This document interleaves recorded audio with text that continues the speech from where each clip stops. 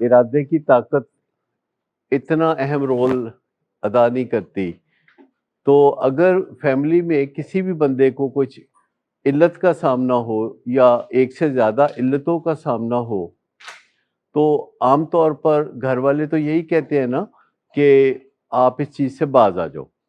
آپ وعدہ کرو کہ آپ آئندہ یہ چیز نہیں کرو گے، آپ آئندہ سگریٹ نہیں پیو گے، یا آپ آئندہ نشہ نہیں کرو گے، یا آئندہ آپ فلاں دوست سے نہیں ملو گے. گھر میں جب بھی علتوں کا سامنا ہوتا ہے، کوئی خامد کا باہر کسی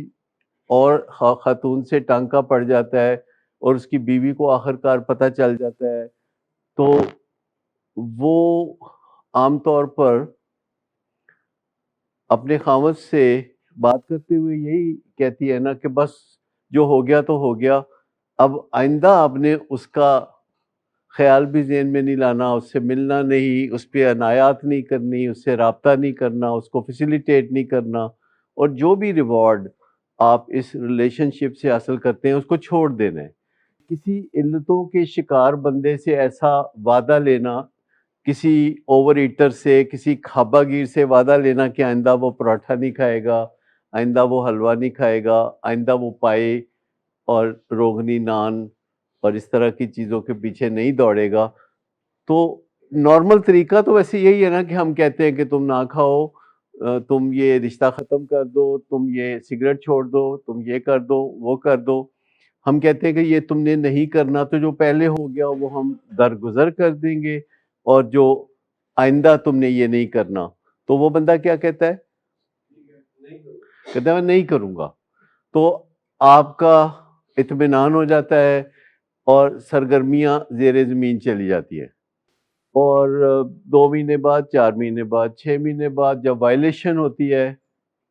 تو پھر آپ نئے سرے سے غصے سے بھرے ہوئے آ کے تو رولا شولا ڈالتے ہیں، کھپ شپ ڈالتے ہیں، اور وہ پھر کہتا ہے ایک موقع مجھے دے، میں آئندہ نہیں کروں گا. اور آپ کہتے ہیں اچھا دیکھو بالکل آئندہ تم نے نہیں کرنا، اور کہتا ہے تم سنو گی نہیں، تم دیکھو گے نہیں، آئندہ نہیں کروں گا. تو ایک وعدہ جو کسی کے دل کے اندر چھپا ہوا وعدہ ہے، اس سے آپ کا اطمینان ہو جاتا ہے. اور کچھ عرصے کے بعد پھر جب بم پھٹتا ہے، پھر بات ہوتی ہے، پھر اور وقت لیتا ہے. تو آہستہ آہستہ یہ چیزیں کچھ نارملائز سی ہو جاتی ہیں، یہ زندگی کا حصہ بن جاتی ہیں کہ وہ اپنا کام کری جاتا ہے، گھر والے اپنا کام کری جاتے ہیں رولا شولا ڈالنے کا،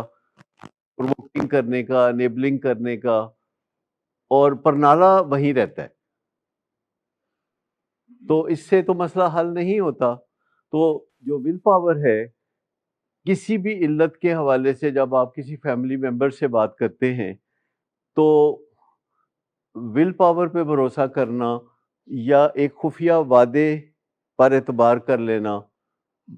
اور سرگرمیوں کا زیر زمین چلے جانا یہ بہتر ہے، یا کوئی آپ ایسی بات کریں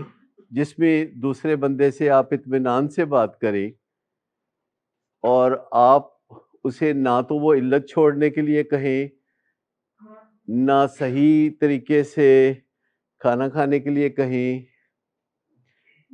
نہ شراب چھوڑنے کے لیے کہیں،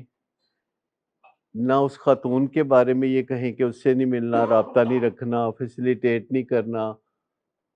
ایسی ساری باتیں اگر آپ نہ کریں اور صرف یہ کہہ دیں کہ کسی سیانے سے مدد لیں، کسی کاؤنسلر سے رابطہ کریں، اور اگر آپ مسلسل مدد لیتے ہوئے نظر آئیں گے تو میں کچھ نہیں کہوں گا یا میں کچھ نہیں کہوں گی.